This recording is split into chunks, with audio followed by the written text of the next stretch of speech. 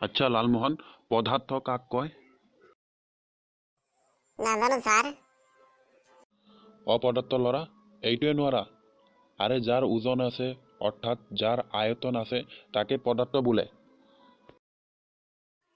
Sir মোক কিয় অপদাৰ্থ ক'লে? মোৰতো ওজন আৰু আয়তন দুইটাই আছে।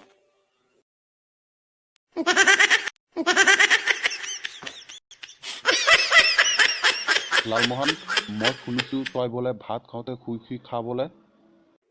হয় ছাৰ। আৰে কি কৈছা? এনেকৈ শুই শুই খোৱা মানে কি? আৰু নক'ব ছাৰ, দেউতাই কৈছে যে দেউতাৰ হোটেলত আৰু কিমান বহি খাবি, এনেকৈ আৰু কিমান বহি খাবি। মই চিন্তা কৰিছো যে বহুত দিন বহি খালো, এতিয়াৰ পৰা শুই শুই খাই থাকো।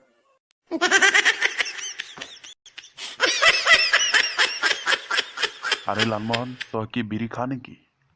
বিৰি, এইটো কি বস্তু দেউতা? আৰে তই কি মোৰ লগত ধেমালি পাইছা নেকি?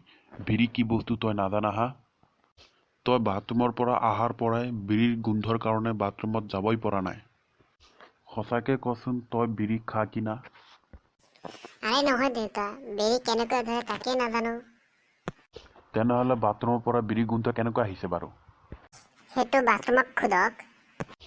আৰে তই আকৌ মোৰ লগত ধেমালি কৰিছা? মই কিন্তু লাজবোৰৰ কাৰণে সুধিছো, তই কি বাথৰুমত সোমাই বিড়ি খাইছিলি নেকি?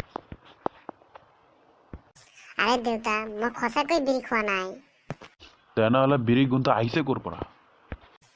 সেইটো মই কেনেকৈ ক'ম? হয়তো ওচৰৰ ঘৰৰ পৰা আহিছে। কি কৈছা? কাষৰ বেলেগৰ ঘৰৰ পৰা আমাৰ ঘৰলৈ বিড়িৰ গোন্ধ আহিব? কিয়? কাষৰ ঘৰত ইলিচ মাছৰ তৰকাৰী বনালে তাৰ গোন্ধ আমাৰ ঘৰলৈ আহিব পাৰে, তেনেহ'লে বিৰিৰ গোন্ধ কিয় আহিব নোৱাৰে?